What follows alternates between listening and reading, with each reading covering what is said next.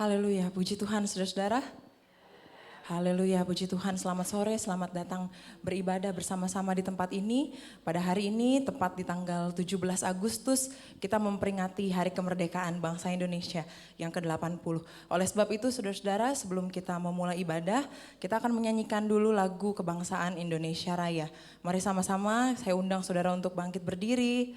Dengan sikap sempurna, kita akan menyanyikan lagu Kebangsaan Indonesia Raya.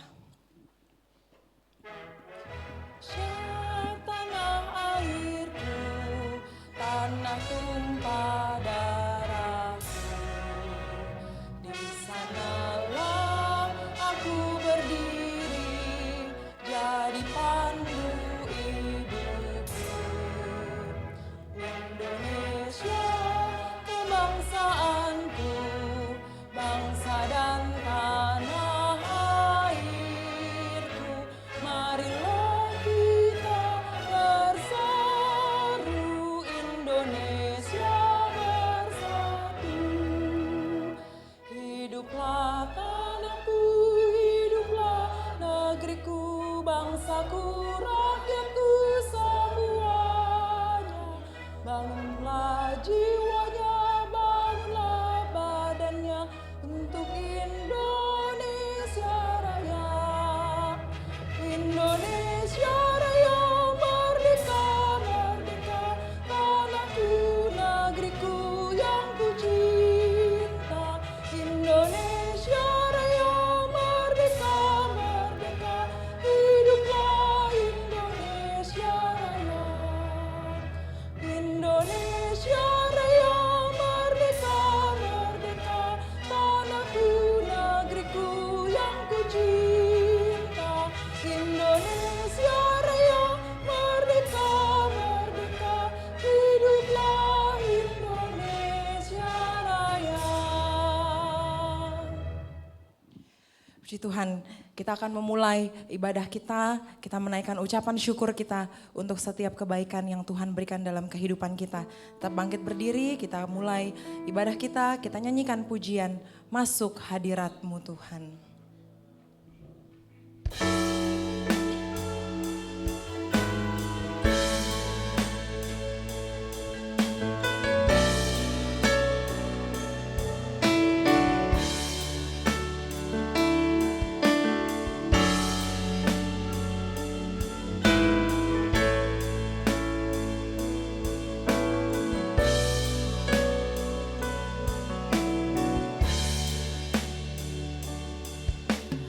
Masuk hadirat-Mu Tuhan, dengan korban pujian. Masuk hadirat-Mu Tuhan, berhiaskan kekudusan.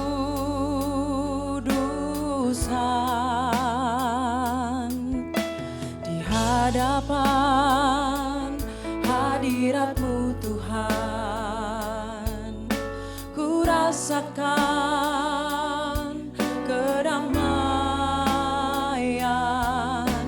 Di hadapan hadirat-Mu Tuhan, ku nampak keagungan.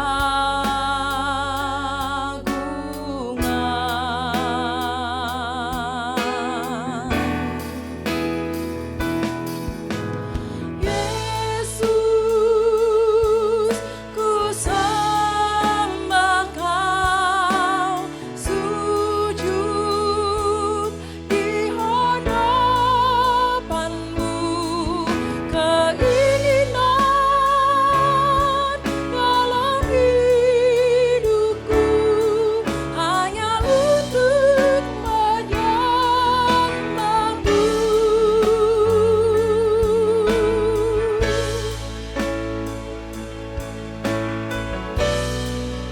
Kita katakan masuk hadirat-Mu Tuhan, haleluya. Masuk hadirat-Mu Tuhan, dengan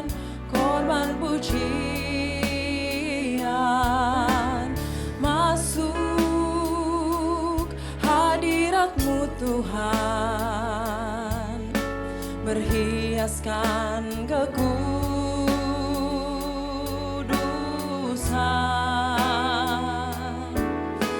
di hadapan hadirat-Mu Tuhan. Ku rasakan kedamaian di hadapan hadirat-Mu Tuhan. Ku nampak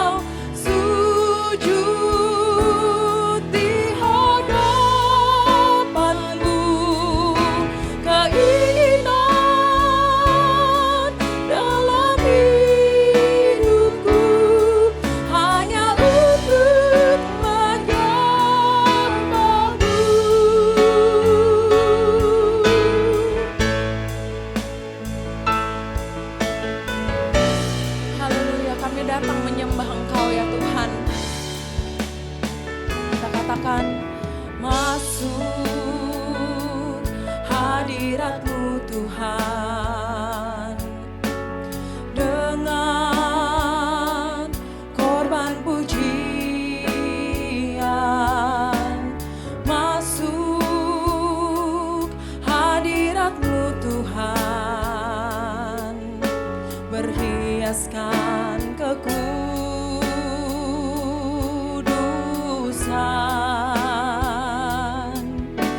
di hadapan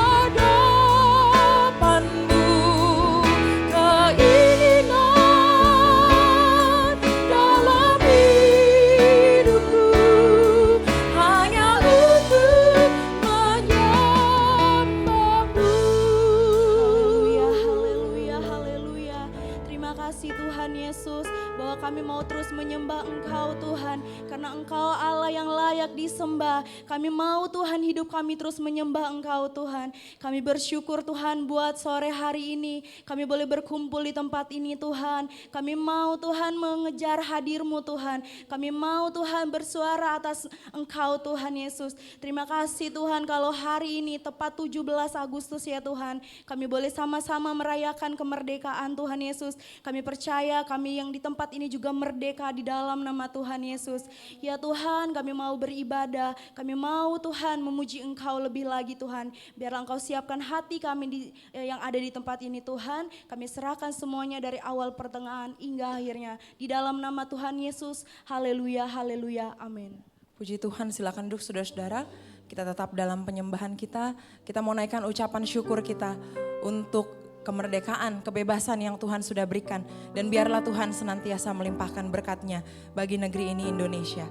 Kita nyanyikan pujian doa kami, syukur untuk setiap rencana Tuhan. Haleluya.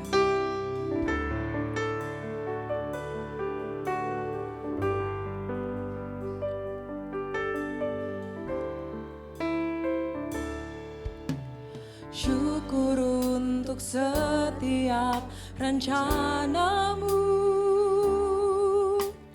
dan rancangan-Mu yang mulia. Dalam satu tubuh kami bersatu, menjadi duta kerajaan-Mu. Ku ucapkan berkat atas Indonesia, biar kemuliaan Tuhan akan nyata bagi bangsa ini. Kami berdiri dan membawa doa kami kepadamu. Sesuatu yang besar pasti terjadi dan mengubahkan negeri kami. Hanya nama-Mu Tuhan ditinggikan atas seluruh bumi.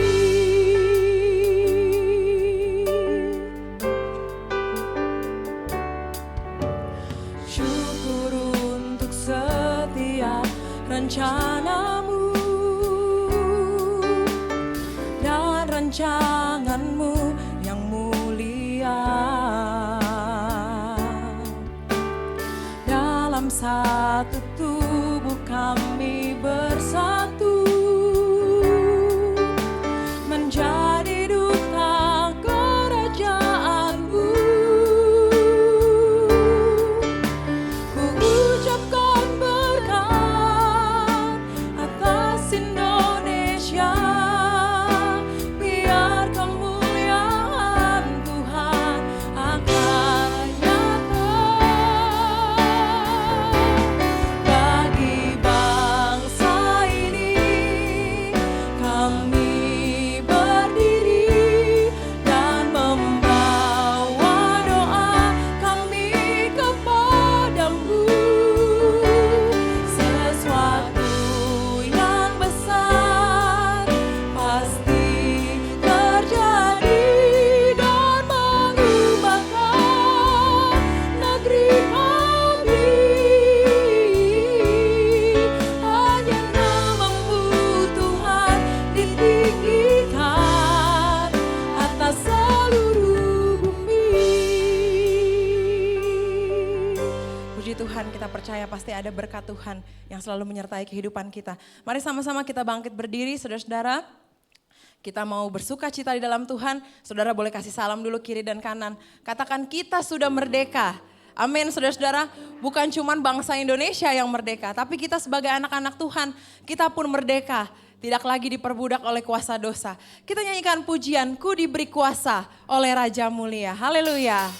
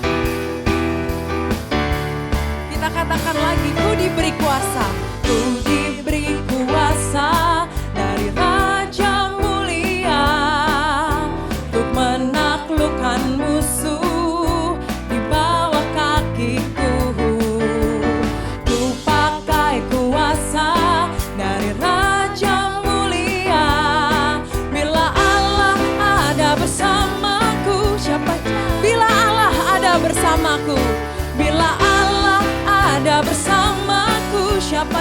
Sekali lagi kita katakan, bila Allah ada bersamaku, siapa jadi lawanku? Sungguh besar Kau Tuhanku, Engkau perisai hidupku. Ku berdiri dengan iman dalam Yesus Tuhan. Kau yang memberi kemenangan, ku bersorak merayakan. Dan pujilah Engkau Raja segala raja. Sungguh besar Kau Tuhanku, Engkau perisai hidupku. Ku berdiri dengan iman dalam Yesus Tuhan.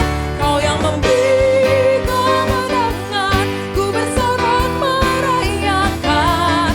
Terpujilah Engkau Raja segala raja. Sungguh besar Kau Tuhanku, Engkau perisai hidupku. Ku berdiri dengan iman dalam Yesus Tuhan. Kau yang memberi kemenangan, ku bersorak merayakan. Terpujilah Engkau Raja segala raja. Terpujilah Engkau Raja segala raja. Terpujilah Engkau Raja segala raja. Haleluya, puji Tuhan. Silakan duduk saudara-saudara. Ada saudara yang mau bersaksi atau memuji nama Tuhan? Sambil menunggu kita akan jalankan persembahan. Setelah itu kalau ada saudara yang mau bersaksi bisa langsung bersiap untuk maju ke depan. Kita nyanyikan pujian, ku jatuh cinta padanya. Haleluya.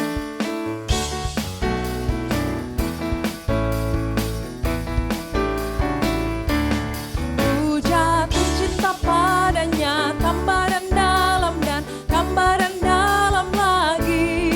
Ku jatuh cinta padanya, tambah dan dalam dan tambah dan dalam lagi.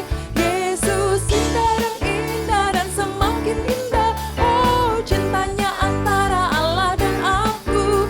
Ku jatuh cinta padanya, tambah dan dalam dan tambah dan dalam lagi. Ku jatuh cinta padanya, tambah dan dalam dan tambah dan dalam lagi. Ku jatuh cinta padanya, tambah dan dalam dan tambah dan dalam lagi. Yesus indah dan semakin indah. Oh, cintanya antara Allah dan aku.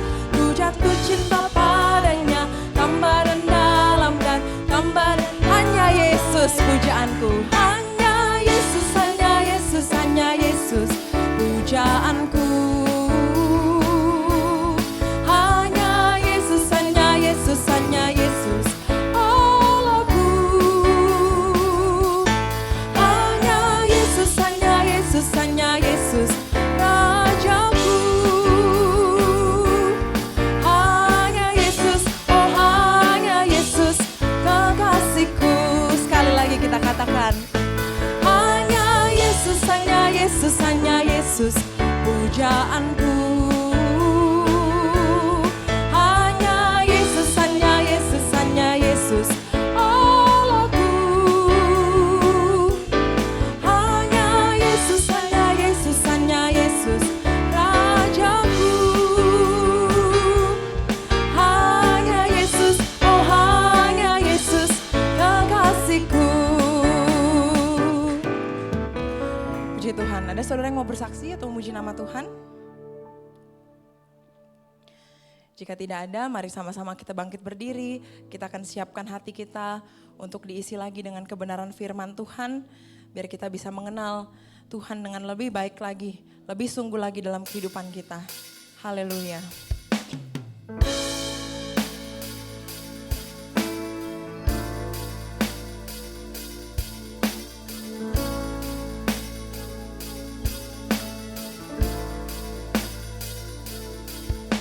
Bila ku buka mataku dan lihat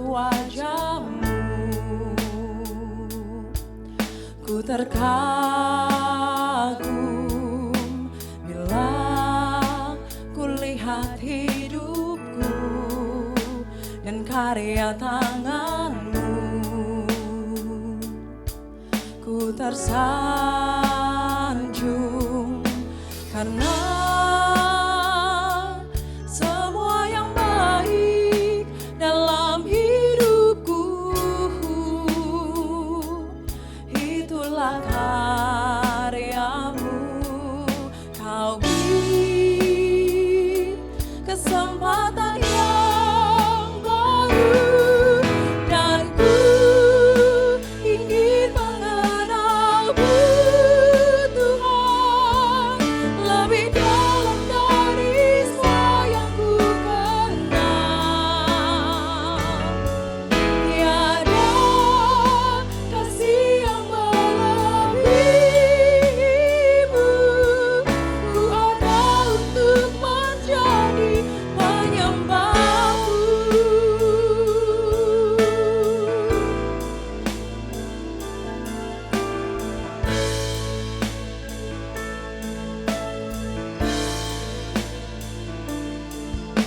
Bila ku buka mataku dan lihat wajahmu,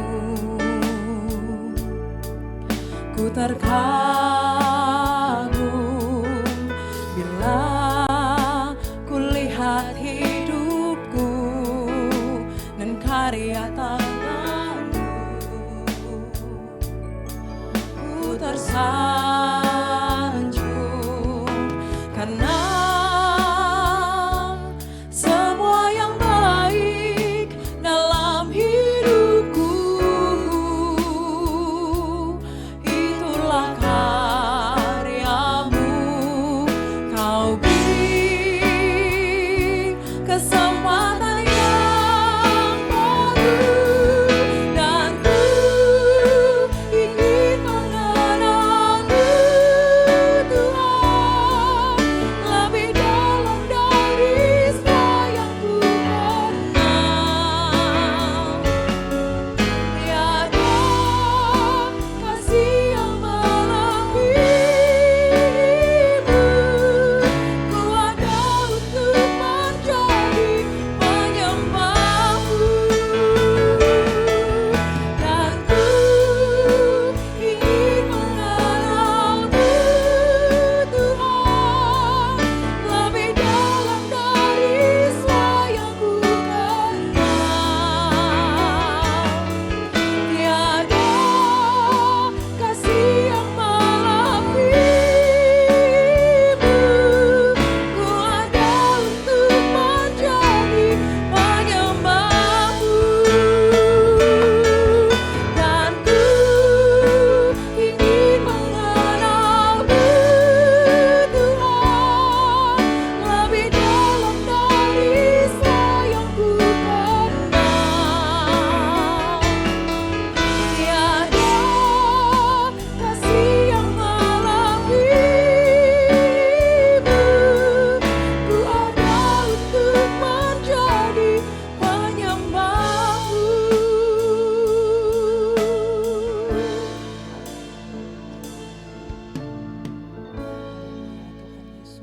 Haleluya Tuhan, terpujilah namamu Tuhan, terpujilah namamu Yesus.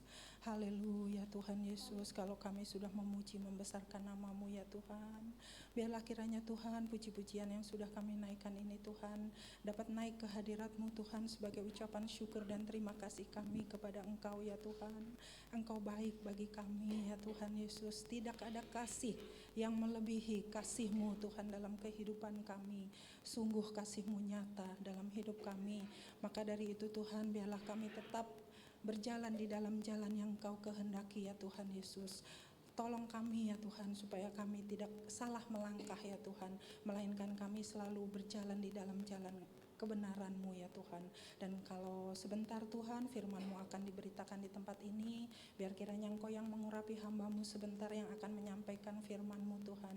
Biar kiranya urapan yang dari tempat maha tinggi itu Tuhan ada di atasnya Tuhan.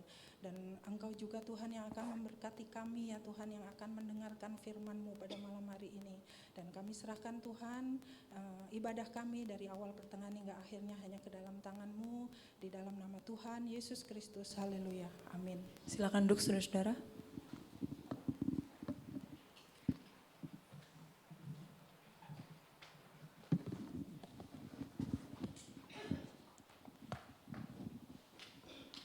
Haleluya.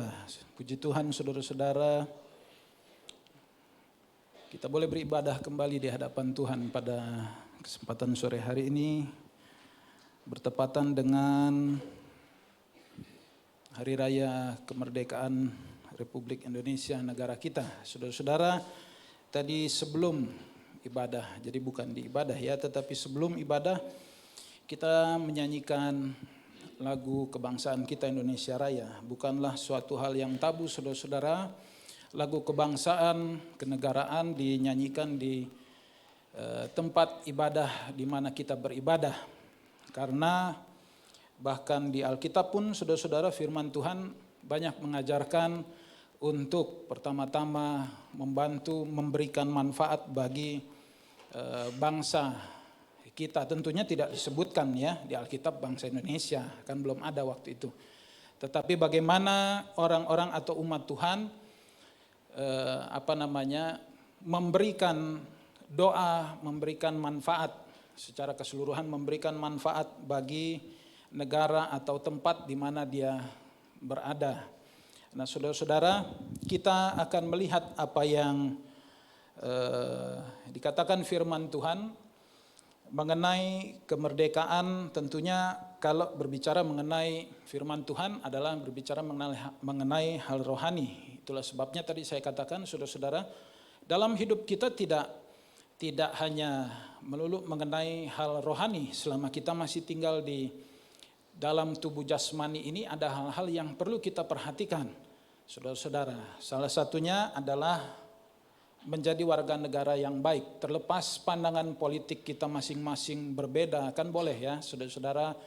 Waktu pemilu yang lalu saudara pilihannya berbeda satu sama lain, tidak ada jadi masalah saudara-saudara, bebas. Tetapi mengenai peduli terhadap bangsa dan negara kita adalah satu keharusan dan harus menjadi satu kesatuan. Sebab saudara-saudara, kita menjalani kehidupan ini ada dalam hidup jasmani secara harafiah, tetapi juga ada kita menjalani hidup secara rohani. Dua-duanya kita harus menghargai kemerdekaan yang terjadi dan yang diberikan Tuhan kepada kita. Nah, saudara-saudara, kalau kita melihat di dalam Roma 6 ayat yang ke-17 dan 18, Roma 6 ayat 17 dan 18,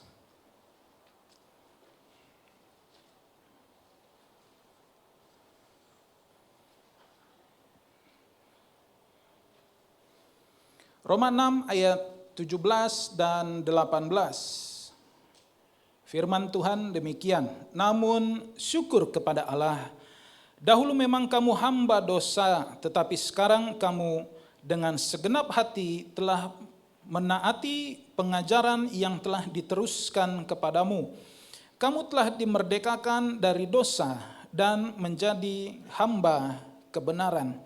Saudara-saudara, melalui ayat yang baru saja kita baca dalam Roma 6 ayat 17 dan 18, kita melihat bahwa umat Tuhan adalah orang-orang yang dimerdekakan dari dosa. Sebab tadi dikatakan, Paulus menuliskan, dahulu memang kamu hamba dosa.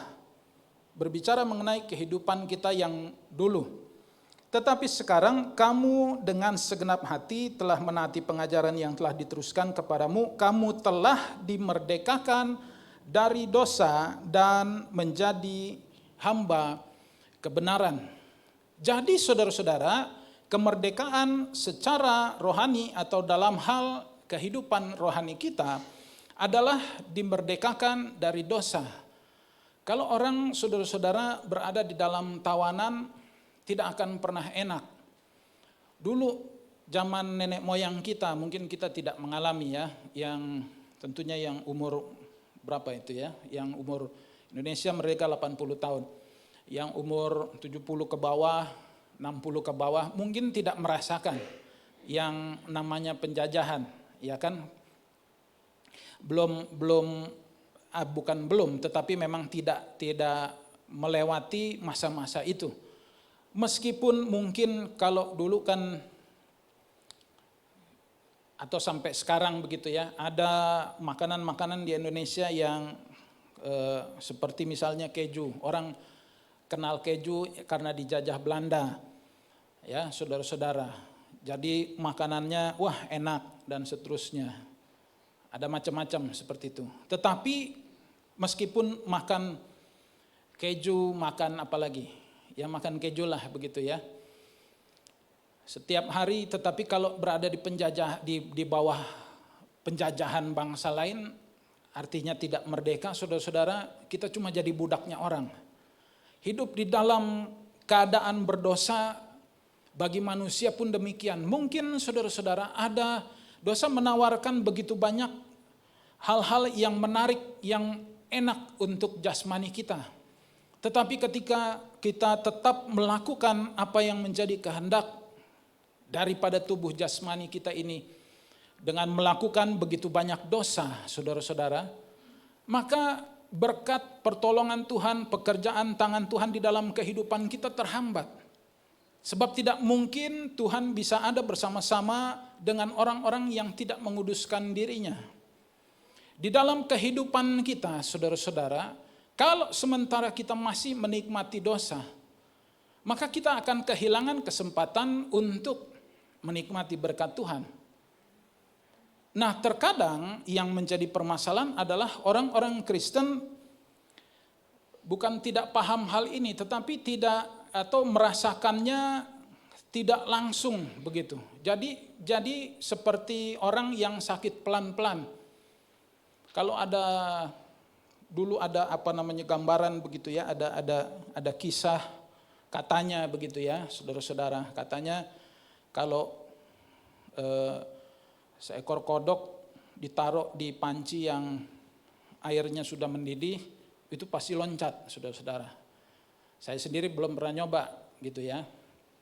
Ya nggak perlu nyoba lah ya. Cuma katanya kalau ditaruh di pancinya airnya masih dingin,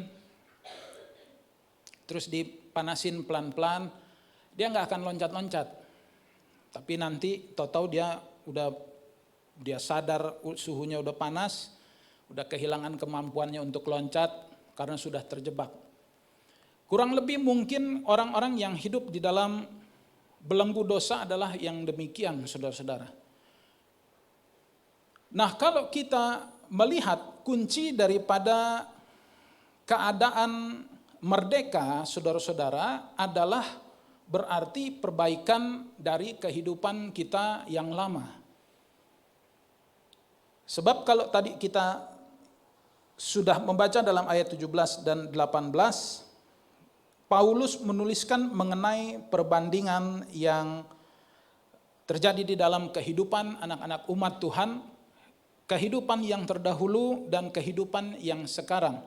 Nah, kalau kita membaca di dalam Lukas 19 ayat 1 yang ke-1 sampai 10, ini ada cerita atau ada kisah saudara-saudara yang kurang lebih menggambarkan contoh daripada kemerdekaan rohani. Ini adalah kisah tentang seorang yang bernama Sakeus. Lukas 19 ayat 1 sampai 10. Lukas 19 ayat 1 sampai 10.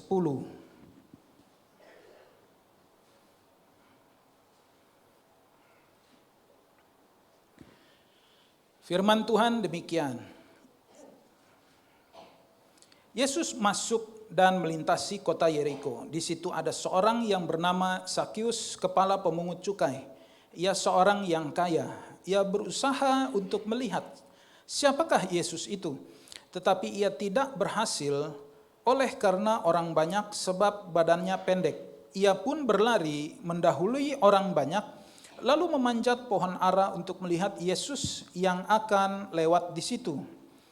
Ketika Yesus sampai di tempat itu, ia melihat ke atas dan berkata kepadanya, "Sakius, segeralah turun, sebab hari ini aku harus menumpang di rumahmu." Sakius pun segera turun menerima Yesus dengan sukacita. Melihat hal itu, semua orang mulai bersungut-sungut, katanya, "Ia menumpang di rumah orang berdosa." Sebab namun Sakius berdiri dan berkata kepada Tuhan, "Tuhan, lihatlah, setengah dari milikku akan kuberikan kepada orang miskin, dan sekiranya ada sesuatu yang kuperas dari seseorang, akan kukembalikan 4 kali lipat." Kata Yesus kepadanya, "Hari ini telah terjadi kemerdekaan pada rumah ini, karena orang ini pun anak Abraham. Sebab anak manusia datang untuk mencari dan menyelamatkan yang hilang." Saudara-saudara, kalau kita melihat kisah daripada Sakius ini, pertama-tama yang perlu kita ketahui, Sakius ini nama dari bahasa Latin atau bahasa yang dipakai orang-orang Roma yang menjajah di tanah Yudea, di orang-orang Yahudi yang ada pada saat itu, saudara-saudara. Artinya Sakius ini sebenarnya bagus, saudara-saudara. Arti daripada Sakius ini adalah jujur, bersih. Bagus kan ya, saudara-saudara ya. Permasalahannya, pekerjaan daripada orang yang bernama Sakius ini kebalikan daripada arti namanya. Pada waktu itu, saudara-saudara, pemungut cukai itu menagih pajak, kurang lebih begitu ya. Menagih pajak dari orang-orang jajahan bangsa Roma, kerajaan Romawi. Jadi ditarik-tarikin. Nah, wilayahnya ini kan luas. Salah satu wilayahnya adalah tanah Yudea, di mana orang-orang Yahudi bekas Israel pada zaman dulu. Pada zaman Tuhan Yesus ini kan bangsa Israel sudah tidak ada, ya saudara-saudara. Tetapi tanah leluhur mereka masih di situ. Banyak orang Yahudi di sana, di tanah Yudea ini dijajah oleh kerajaan Romawi, dipungut pajaknya. Pemungut pajaknya salah satunya adalah Sakius.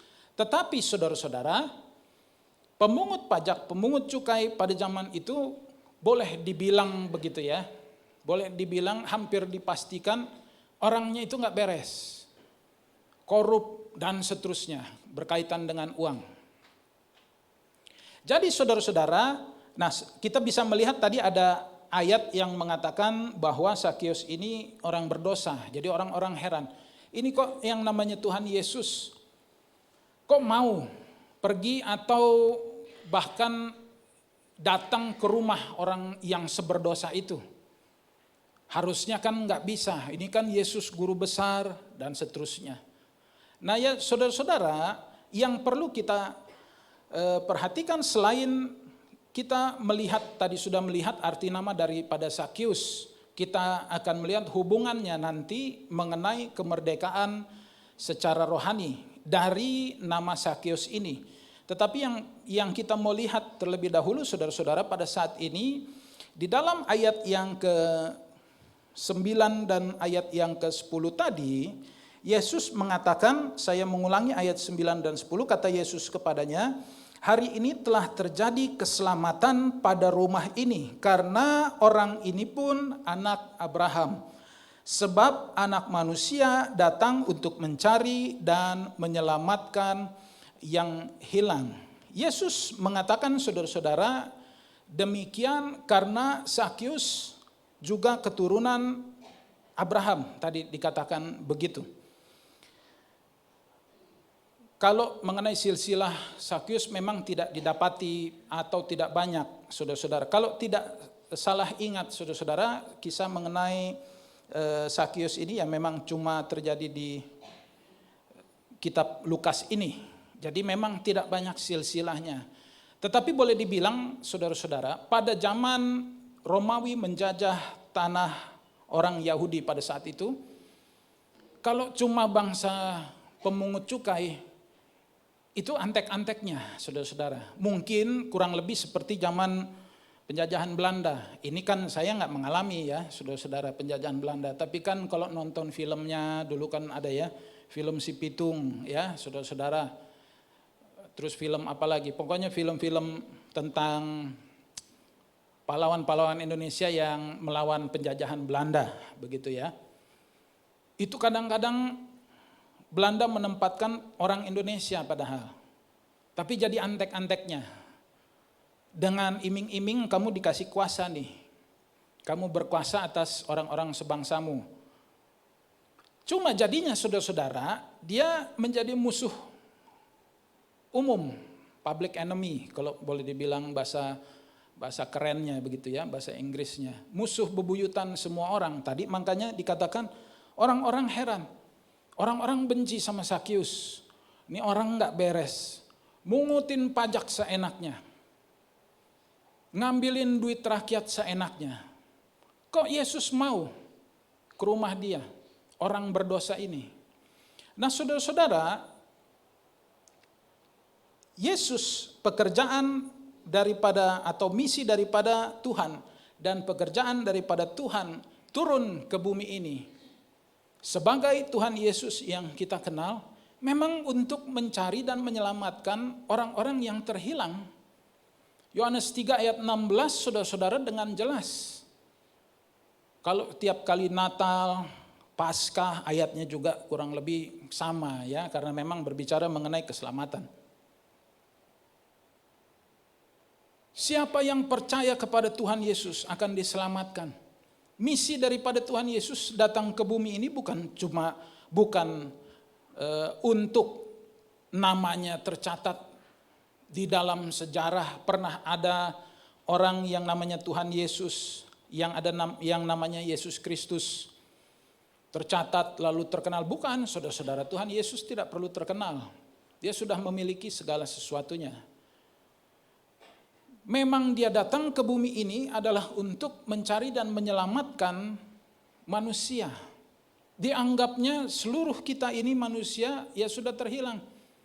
Karena dosa-dosa dan kesalahan nenek moyang kita.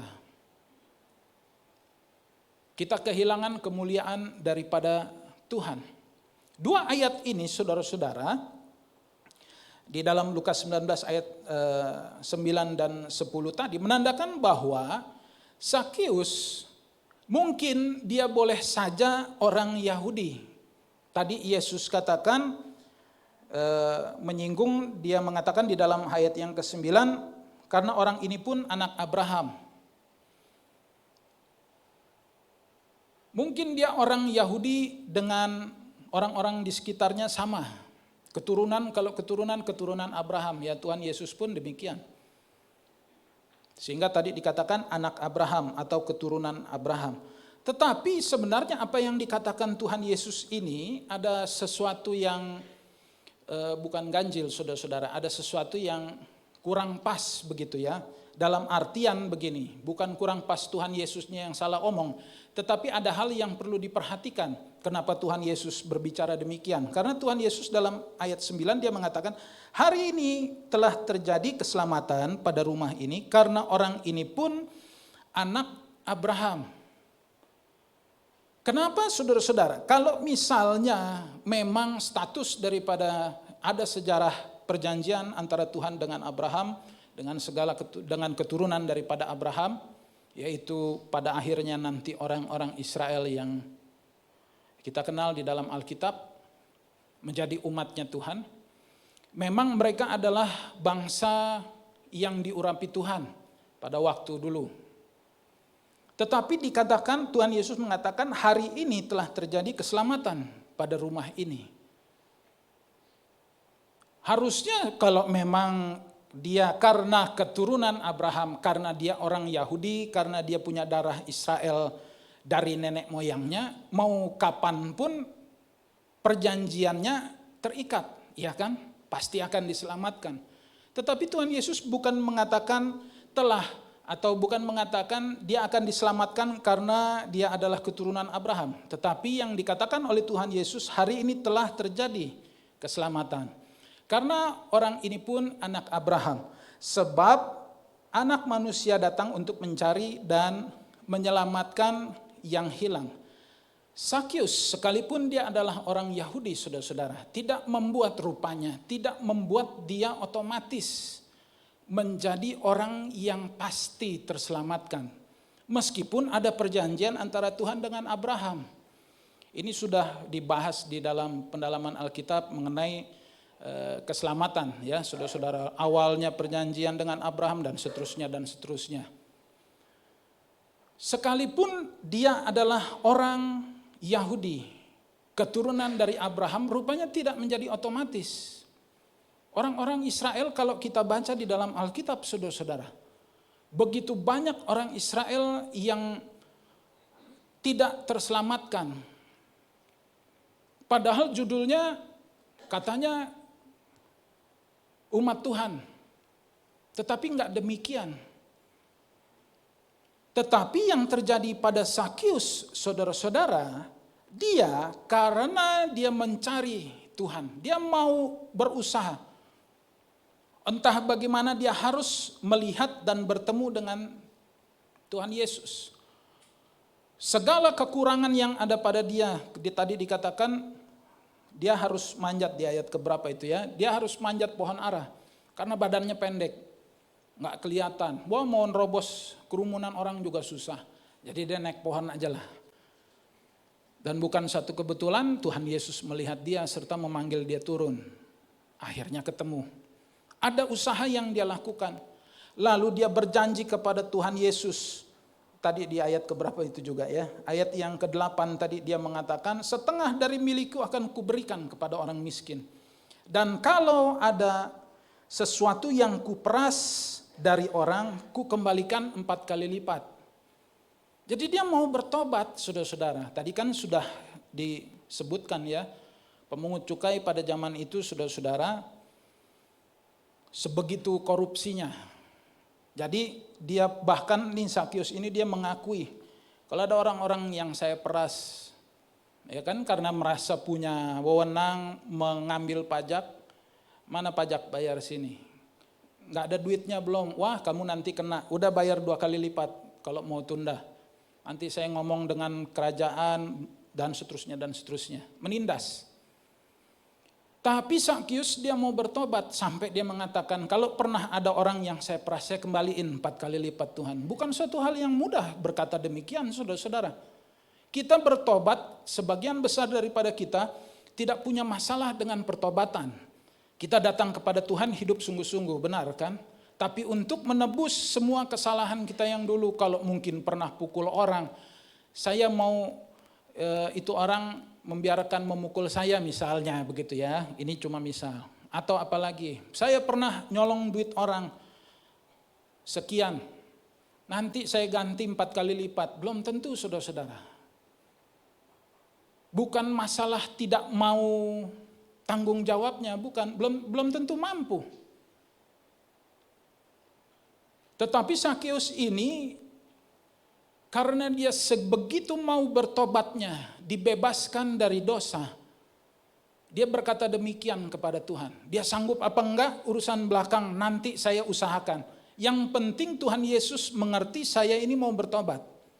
Saya ini mau lepas dari cengkeraman dosa, kata Sakyus. Sehingga lalu dengan demikian Tuhan mengatakan seperti yang sudah kita baca di dalam ayat 9 dan 10, hari ini telah terjadi keselamatan pada orang ini. Sebab anak orang ini pun keturunan Abraham. Bukan karena dia keturunan Abraham dia diselamatkan. Tetapi karena dia adalah keturunan Abraham yang dipulihkan atau diselamatkan dari dosa. Itulah sebabnya Tuhan Yesus mengatakan sebab hari ini.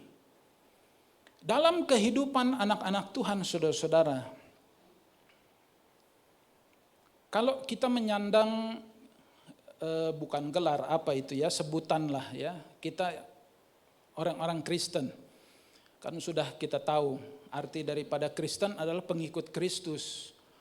Jadi artinya bagus kan ya saudara-saudara. Orang apa kamu? Oh orang Kristen. Wah bagus, pengikut Kristus.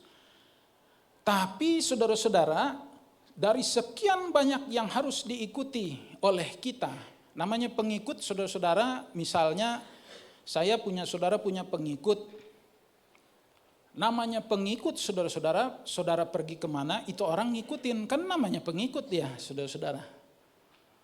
Ada yang senang dengan, kalau saya senang dengan sepak bola. Klub sepak bola yang saya senangi kebetulan saudara-saudara sudah hancur lebur 10-20 tahun lalu, bahkan itu nggak terkalahkan di dunia. Sekarang saudara-saudara ya begitulah kalau saudara-saudara yang paham bola ya. Tetapi karena saya pengikut begitu ya, maksudnya saya fans begitu ya. Jadi ya sudah dipendam dalam hatilah semua kekalahan yang hampir juga degradasi dan seterusnya. Biarin aja orang bilang klub Tarkam. Padahal di Liga Inggris saudara-saudara. Tapi dibilang Tarkam ya karena memang penampilannya seperti biarin aja. Dengan harapan mungkin tahun ini, tahun depan, 2 tahun lagi sebelum Tuhan Yesus datang bisa bangkit kembali. Karena mengikuti. Saya suka nggak suka, banyak bencinya karena kalahnya terlalu banyak, tetap saya ikutin beritanya saudara-saudara. Hari ke hari. Kalau main maksudnya. Semalam menang nggak? Karena mengikuti. Yang jadi masalah pengikut-pengikut Kristus sekarang sudah cuma menyandang nama aja. Semua yang dilakukan Tuhan Yesus dan diperintahkan Tuhan Yesus bagi kita untuk dilakukan, hampir nggak ada yang dilakukan. Ada orang-orang Kristen yang demikian. Kalaupun dilakukan dari 10 misalnya, tidak berbicara mengenai hukum Taurat yang 10 ya. Ini cuma contoh gitu angka. Dari 10 yang harus diikuti dari Tuhan Yesus, teladannya Tuhan Yesus. Mungkin cuma satu pun belum sempurna, kadang-kadang, jadi cuma setengah boleh dibilang. Apakah pantas saudara-saudara kita ini disebut orang Kristen? Apakah Zakius itu sebenarnya dia patut bangga sebelum dia bertobat ya? Karena memang namanya itu ya mau nggak mau orang kan panggil dia itu, ya saudara-saudara. Mau namanya bagus, mau namanya jelek, namanya orangnya sudah dikasih namanya itu, nengok. Tapi apakah pantas si Zakius ini sebelum dia bertemu dengan Tuhan Yesus dan menyatakan dirinya mau bertobat? Kalau dipanggil Zakius, terus dia nengok. Karena yang dipanggil Zakius, orang jujur, orang baik, padahal pekerjaannya jahat. Apakah kita pantas sebagai orang Kristen menyandang status sebagai umat Tuhan, pengikut daripada Kristus, padahal hampir enggak ada, kalaupun ada cuma sedikit dari hal-hal yang harus kita ikuti daripada Tuhan Yesus. Selebihnya justru melanggar apa yang dilarang oleh firman Tuhan itu yang dikerjakan. Oleh sebab itu di dalam kehidupan anak-anak Tuhan, umat Kristen yang sesungguhnya saudara-saudara, ada begitu banyak sebenarnya orang-orang Kristen yang belum merdeka secara rohani. Tetapi tanpa sadar. Karena merasa hidupnya baik-baik saja. Karena merasa tidak ada beban. Tuhan tidak menghukum dengan kematian kah, dengan pokoknya malapetaka yang. Padahal itu semua adalah bentuk kemurahan dan kesempatan daripada Tuhan untuk bertobat. Bukan dibiarkan oleh Tuhan, bukan. Nah saudara-saudara, kalau kita mau mengikuti langkah daripada Zakius ini, yang tadi sudah kita baca dalam Lukas 19 ayat-ayatnya yang sudah kita baca, maka kita tidak perlu mengucapkan janji seperti yang Zakius ucapkan ini.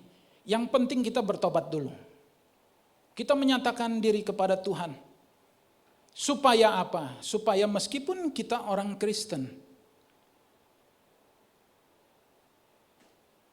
tetapi kita memiliki jaminan atas keselamatan. Orang Kristen, saudara-saudara, menjadi orang Kristen bukan berarti udah pasti diselamatkan. Kata siapa? Kalau ada ajaran yang demikian, gereja kita tidak menganut ajaran yang demikian. Yang mengatakan sekali selamat tetap selamat, nggak ada. Kita memegang firman Tuhan yang khususnya juga diucapkan, selain oleh Tuhan Yesus juga diucapkan oleh Rasul Paulus, bahwa kita harus mengerjakan keselamatan kita dengan takut dan gentar. Artinya kita tidak boleh sembarangan. Ditebus oleh Kristus memang satu kali. Tetapi kita harus pegang keselamatan ini, kita jaga. Lah kalau misalnya Zakius yang orang Yahudi aja belum tentu selamat, sehingga dia mesti bertobat dulu. Baru Tuhan Yesus memberikan statement, pernyataan, hari ini telah terjadi keselamatan. Karena orang ini pun adalah anak Abraham, bagaimana dengan kita yang bukan orang Yahudi, saudara-saudara? Nah, kita membaca ayatnya. Di dalam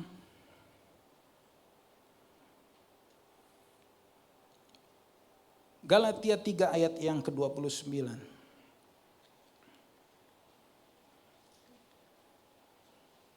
Galatia 3 ayat yang ke-29.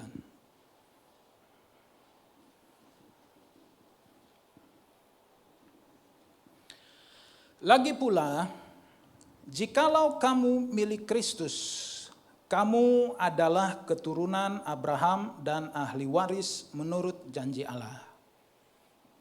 Yang dijelaskan oleh Paulus, yang dituliskan oleh Rasul Paulus melalui ayat yang kita baca, saudara-saudara, adalah mengenai status sebagai dalam tanda kutip anak-anak Abraham yang bukan karena keturunan secara fisik.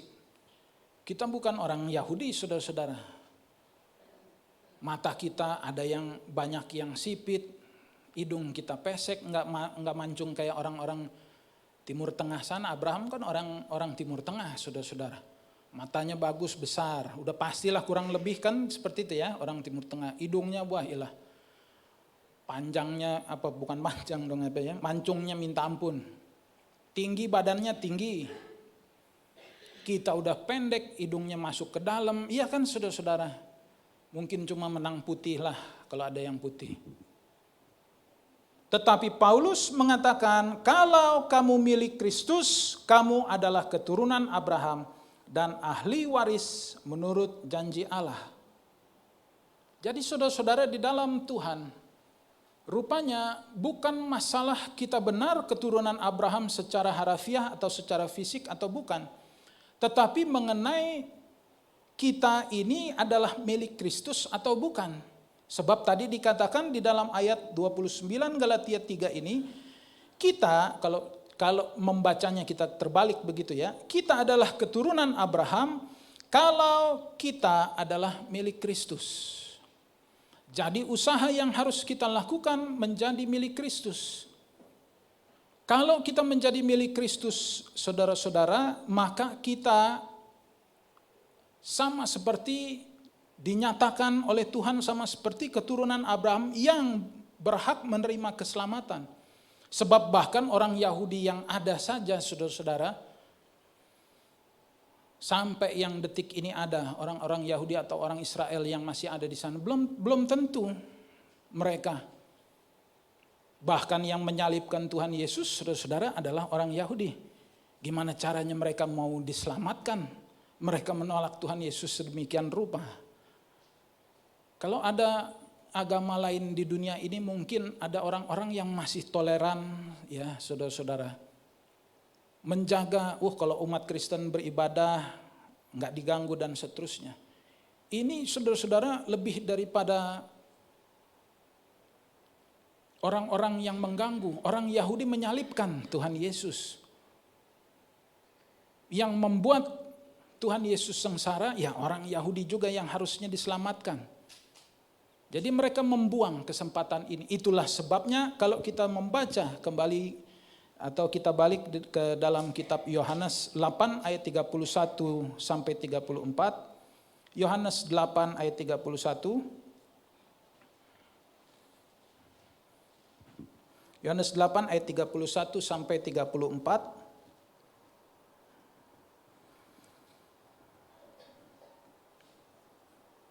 Ya, Yohanes 8 ayat 31 sampai 34 adalah perkataan Tuhan Yesus. Lalu Yesus berkata kepada orang-orang Yahudi yang telah percaya kepadanya, "Jikalau kamu tetap di dalam firman-Ku, kamu benar-benar murid-Ku. Dan jikalau kamu mengetahui kebenaran, kebenaran itu akan memerdekakan kamu." Jawab mereka, "Kami adalah keturunan Abraham dan tidak pernah menjadi hamba siapapun. Bagaimana engkau dapat berkata, kami akan merdeka?" Kata Yesus kepada mereka, "Sesungguhnya aku berkata kepadamu, setiap orang yang berbuat dosa adalah hamba dosa."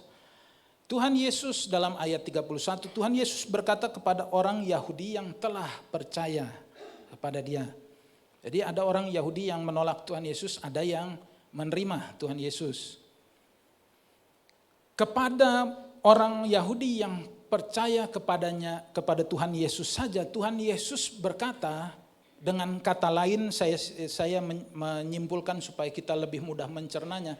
Tuhan Yesus mau mengatakan begini, kalian ini belum tentu diselamatkan kalau tadi dikatakan tidak dimerdekakan oleh kebenaran.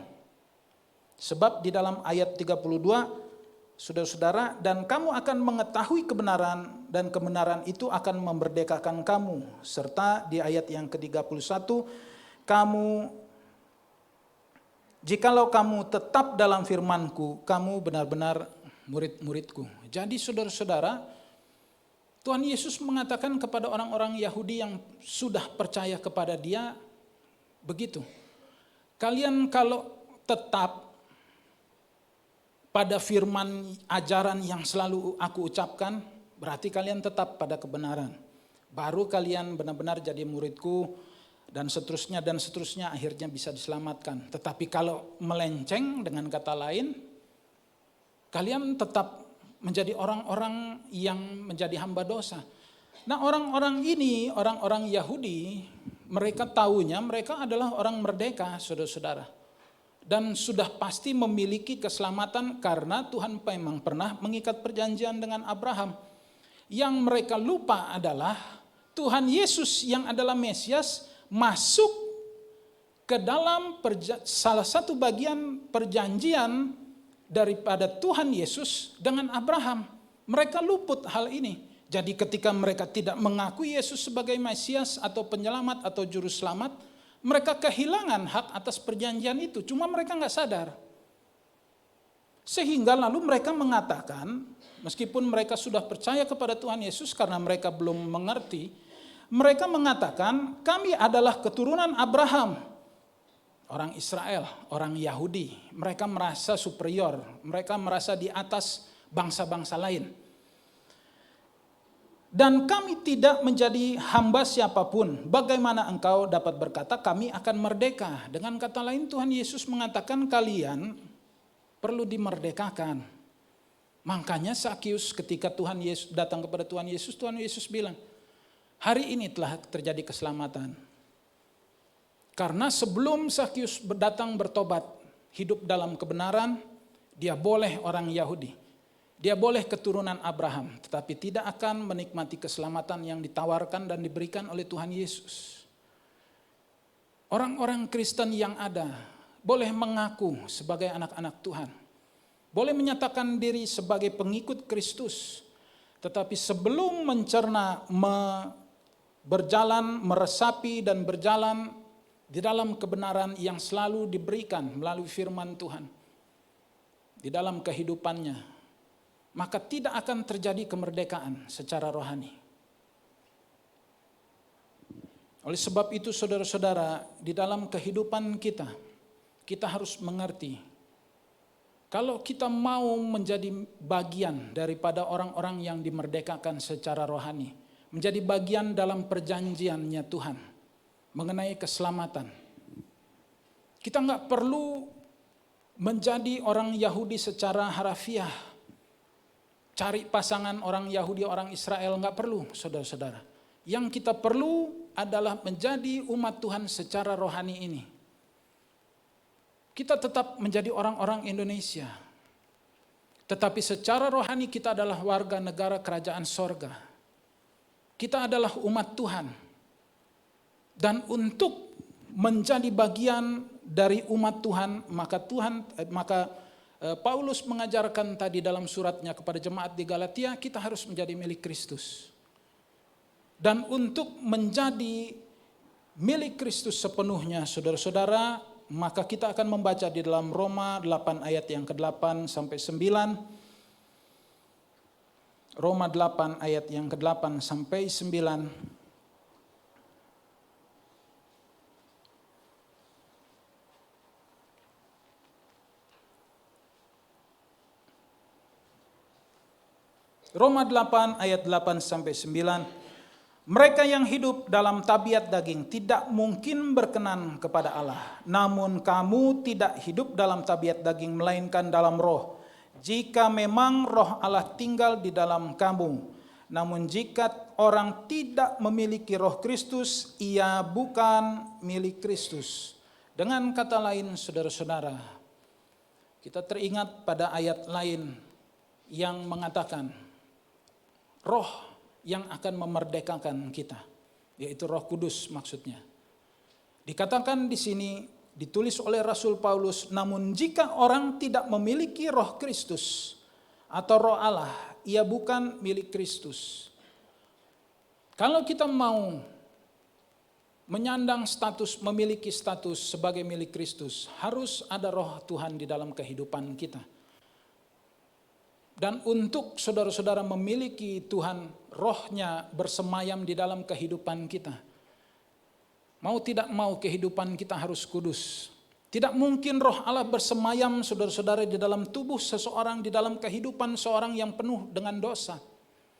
Tidak mungkin kalau keseharian kita melakukan apa yang justru firman Tuhan larang. Lalu Tuhan mau bersemayam di dalam kehidupan kita, di dalam hati kita melalui rohnya. Hanya satu cara, kita hidup benar di hadapan Tuhan.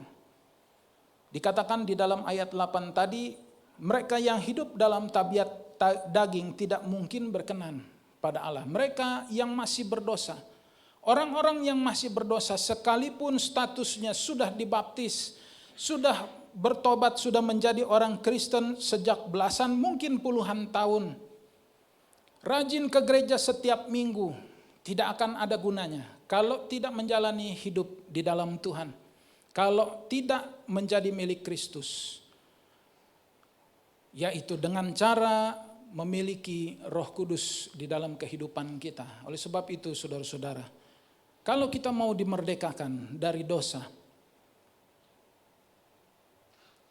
kita izinkan Tuhan berkarya di dalam kehidupan kita. Jangan memaksakan atau jangan menuruti keinginan daging kita. Saya mau berbuat dosa karena itu enak.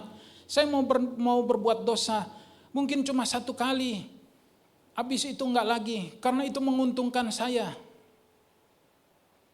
Kalau kita masih punya pikiran yang demikian saudara-saudara di dalam kehidupan ini, artinya kita masih terikat dengan dosa. Apa yang Tuhan Yesus katakan kepada orang-orang Yahudi yang tadi sebelumnya kita sudah baca.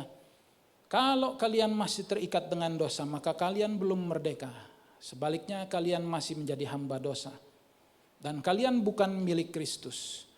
Dan kalau tidak menjadi milik Kristus, maka kita tidak mungkin menerima kemerdekaan atau keselamatan di dalam kerohanian kita. Ambil langkah yang dilakukan oleh Sakeus. Bukan karena kehidupannya jelek, lalu namanya keberatan, karena orang dulu kan suka bilang keberatan nama. Bukan lalu Sakeus mengubah namanya, saudara-saudara. Hidupnya yang harus diubah. Jangan lalu kita mengatakan, aduh saya malu jadi orang Kristen, saya masih penuh dosa. Bertobat. Bukan lalu tidak, aduh saya malu, saya enggak ke gereja dulu lah, saya banyak bermasalah, saya banyak berbuat dosa. Jangan kekristenannya yang dikalahkan, hidupan kita yang harus kita rubah. Supaya ketika kita menyandang status sebagai umat Tuhan, sebagai pengikut Kristus, orang lain dan terutama Tuhan sendiri dapat melihat saudara-saudara bahwa keseharian kita memang kita mengikuti apa yang menjadi teladan daripada Kristus. Sebab itu saudara-saudara, biarlah kiranya hidup kita dimerdekakan oleh Tuhan. Dan kita mau menyerahkan kepada Tuhan supaya kerohanian kita ini dimerdekakan dari belenggu dosa. Tidak ada lagi keterikatan terhadap dosa. Sebaliknya saudara-saudara, kebenaranlah yang menjadi pondasi kehidupan kita untuk kita jalani sekarang sampai selama-lamanya. Saya undang kita bangkit berdiri. Ada satu lagu, kasih setiamu yang kurasakan lebih tinggi dari langit biru. Kita akan menyanyikan lagu ini sebelum berdoa.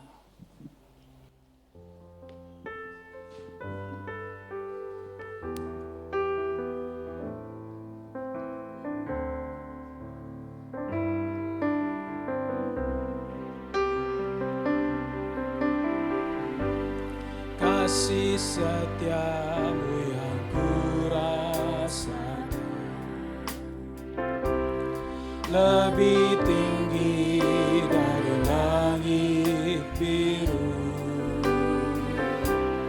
Kebaikanmu yang telah kau nyatakan lebih dalam dari lautan.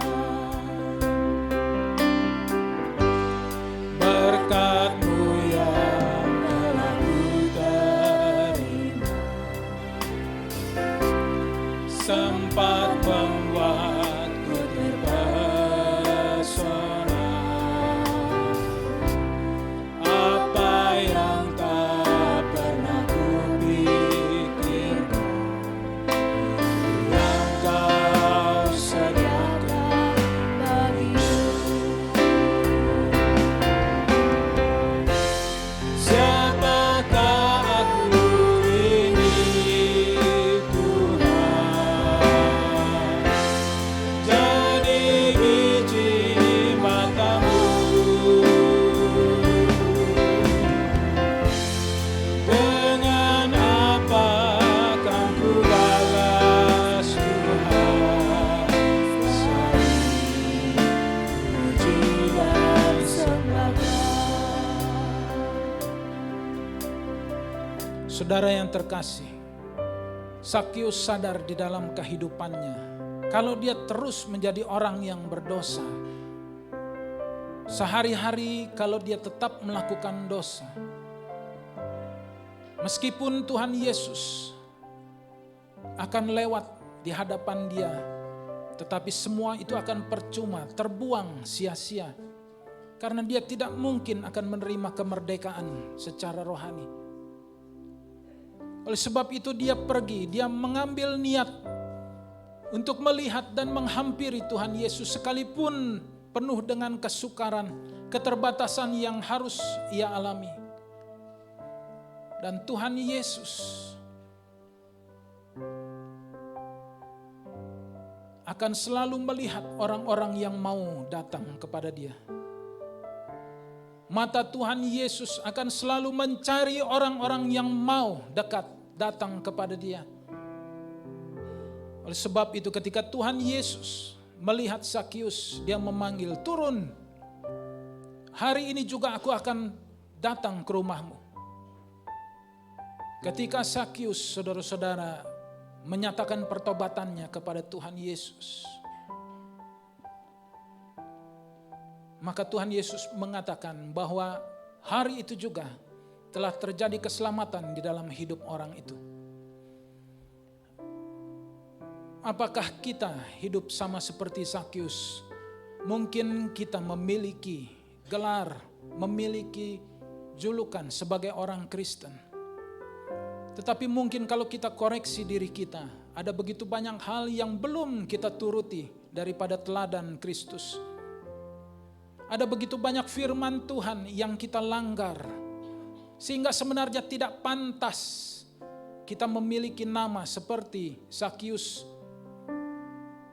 Karena kehidupan kita jauh berbeda dengan kekristenan yang seharusnya. Tetapi pada malam hari ini saudara-saudara, Kita mau mengikuti langkah daripada Sakius, kita mau datang kepada Tuhan. Kita mau menyatakan diri bahwa kita mau menjalani kebenaran yang diberitakan kepada kita. Kita mau menjalani kebenaran yang Tuhan selalu terapkan di dalam kehidupan kita, yang selalu Tuhan berikan kepada kita, supaya kita betul-betul menikmati kemerdekaan secara rohani, supaya kita terlepas daripada belenggu dosa yang selama ini mengikat kehidupan kita, yang selama ini karena belenggu dosa ini menghalangi berkat-berkat dan pertolongan Tuhan. Biarlah kiranya pada malam hari ini kita katakan kepada Tuhan di dalam doa kita, kita mau dimerdekakan oleh Tuhan. Kita mau disempurnakan kerohanian kita di hadapan Tuhan, supaya kita menjadi orang-orang yang lepas dari belenggu dosa dan selalu akan mendapat pertolongan tangan Tuhan. Siapakah aku ini?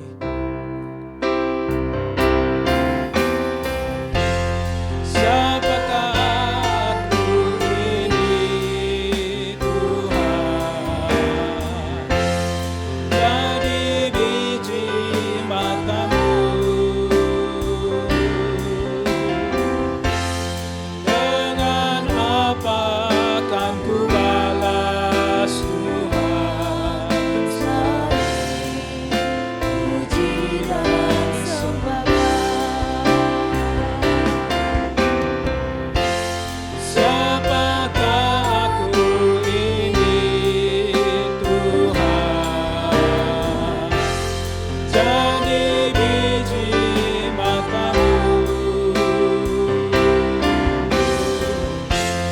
dengan apa kan ku balas Tuhan? Puji dan sembah. Haleluya, haleluya. Haleluya Tuhan Yesus. Terima kasih untuk kebenaran firman-Mu yang selalu mengingatkan kepada kami Tuhan Yesus akan langkah yang harus kami ambil. Pada malam hari ini pun Tuhan Yesus, Engkau yang mengingatkan kembali bahwa mungkin ada kehidupan kami, ada di tengah-tengah kami Tuhan Yesus yang belum dimerdekakan secara penuh, secara rohani. Tetapi pada malam hari ini ketika kami mendapatkan firman-Mu, kami menyatakan diri kami sepenuhnya adalah milik Engkau Tuhan Yesus, supaya kami menikmati kemerdekaan secara rohani, supaya kami menjadi orang-orang yang penuh diselamatkan Tuhan Yesus dan menerima keselamatan itu dengan penuh daripada-Mu Tuhan Yesus. Biarkanlah kami menjadi milik Engkau Tuhan Yesus, dan biarlah Roh-Mu ada bersemayam di dalam hati kami, dalam kehidupan kami. Dan biarlah kiranya Tuhan Yesus, supaya kami boleh Tuhan menjadi orang-orang yang selalu menjalankan kebenaran-Mu, sehingga Engkau Tuhan Yesus boleh ada dan bersemayam dalam hati kami, sehingga kami boleh layak Tuhan Yesus untuk menerima Engkau dan menjadi milik-Mu.